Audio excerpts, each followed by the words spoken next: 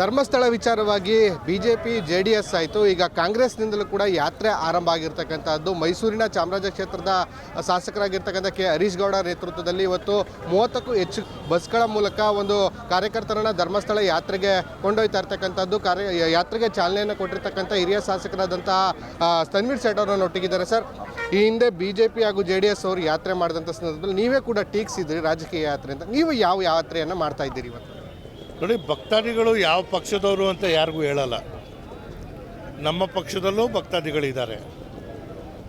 ಧರ್ಮಸ್ಥಳ ಶ್ರೀ ಕ್ಷೇತ್ರದ ನಂಬಿಕೆ, ಶ್ರೀ ಮಂಜುನಾಥನ ಆಶೀರ್ವಾದ ಬಯಕೆ ಇಟ್ಕೊಂಡಿರುವಂತಹ ಕಾರ್ಯಕರ್ತರು ನಮ್ಮಲ್ಲೂ ಇದ್ದಾರೆ. ಇದು ಕೇವಲ ಒಂದು ರಾಜಕೀಯ ಪಕ್ಷದ ಸೊತ್ತಲ್ಲ. ಇವತ್ತು ಏನು ಭಕ್ತಾದಿಗಳ ಭಾವನೆಗಳಿಗೆ ಧಕ್ಕೆ ಉಂಟಾಗಿದೆ, ಆ ಕಾರಣಕ್ಕಾಗಿ ದರ್ಶನ ಮಾಡಿಕೊಳ್ಳುವಂಥದ್ದಕ್ಕೆ ನಮ್ಮ ಈ ಭಾಗದಲ್ಲಿ ನಮ್ಮ ಶಾಸಕರಾದಂಥ ಹರೀಶ್ ಗೌಡ್ರವರ ನೇತೃತ್ವದಲ್ಲಿ ನಮ್ಮ ಕಾರ್ಯಕರ್ತರು ಶ್ರೀ ಕ್ಷೇತ್ರ ಧರ್ಮಸ್ಥಳಕ್ಕೆ ಅವರ ಮಂಜುನಾಥನ ದರ್ಶನ ಪಡೆಯೋಕ್ಕೆ ಹೋಗ್ತಾ ಇದ್ದಾರೆ. ಅಂದರೆ ನೀವು ರಾಜಕೀಯ ಯಾತ್ರೆ ಅಂತ ಬೇರೆ ಪಕ್ಷಗಳ ಧರ್ಮಸ್ಥಳ ಯಾತ್ರೆಯನ್ನು ಟೀಕಿಸಿದವರು ನೀವು ಈಗ ಮಾಡ್ತಾ ಇರುವಂಥದ್ದು ಎಷ್ಟು ಸರಿ ಅಂತ ನೋಡಿ. ಇವತ್ತು ಏನಾಗಿದೆ, ನಮ್ಮ ಭಕ್ತಾದಿಗಳು ಅನೇಕ ಸಂದರ್ಭದಲ್ಲಿ ಅವರು ಶ್ರೀ ಕ್ಷೇತ್ರಕ್ಕೆ ಹೋಗೋದು ಬರೋದು ಇದ್ದೇ ಇರುತ್ತೆ.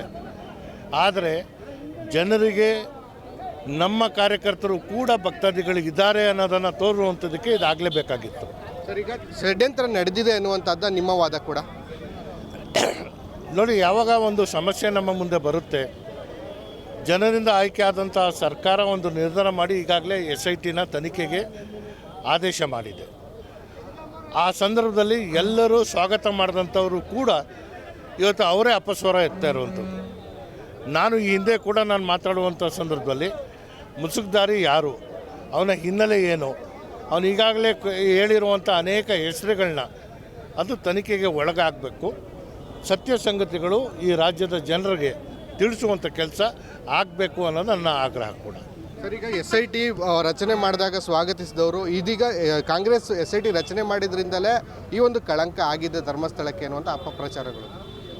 ನೋಡಿ, ಯಾರ್ಯಾರು SIT ಮಾಡಿದಂತಹ ಸಂದರ್ಭದಲ್ಲಿ ಸ್ವಾಗತ ಮಾಡಿದ್ರು ಅವರ ಉದ್ದೇಶ ಅಥವಾ ದುರುದ್ದೇಶ ಜನರಿಗೆ ಗೊತ್ತಿದೆ.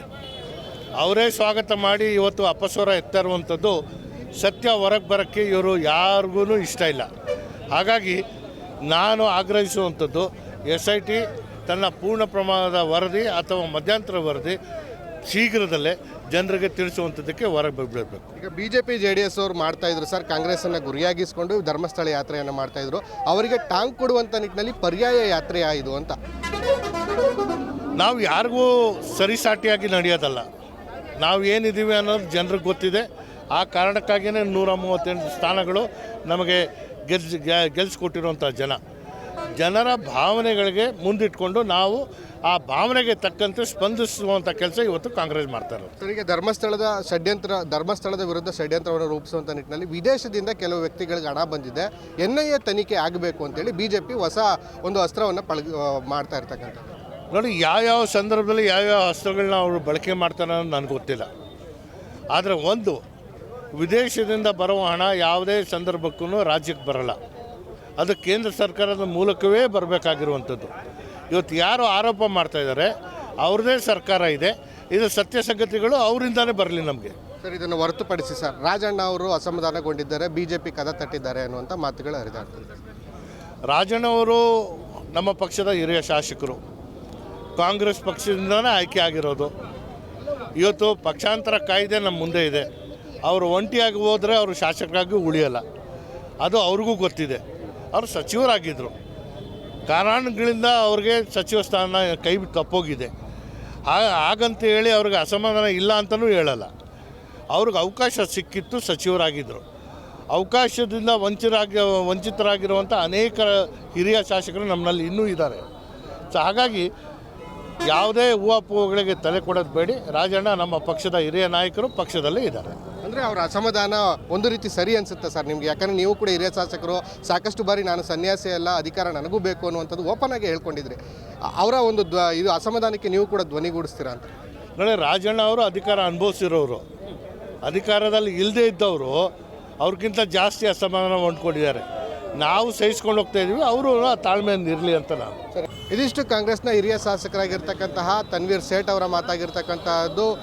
ಧರ್ಮಸ್ಥಳ ಮಂಜುನಾಥನ ಭಕ್ತರು ನಮ್ಮ ಪಕ್ಷದಲ್ಲೂ ಇದ್ದಾರೆ, ಇದು ಯಾವುದೇ ಪಕ್ಷಕ್ಕೆ ಪರ್ಯಾಯವಾದಂತಹ ಯಾತ್ರೆ ಅಲ್ಲ ಅನ್ನುವಂಥದ್ದನ್ನು ಸ್ಪಷ್ಟಪಡಿಸ್ತಾ ಇರ್ತಕ್ಕಂಥದ್ದು. ಕ್ಯಾಮ್ರಾ ಪರ್ಸನ್ ಸೂರಜ್ ಜೊತೆ ಸಂದೀಪ್ ಕುಮಾರ್, ಅಶೋಕ ನ್ಯೂಸ್, ಮೈಸೂರು.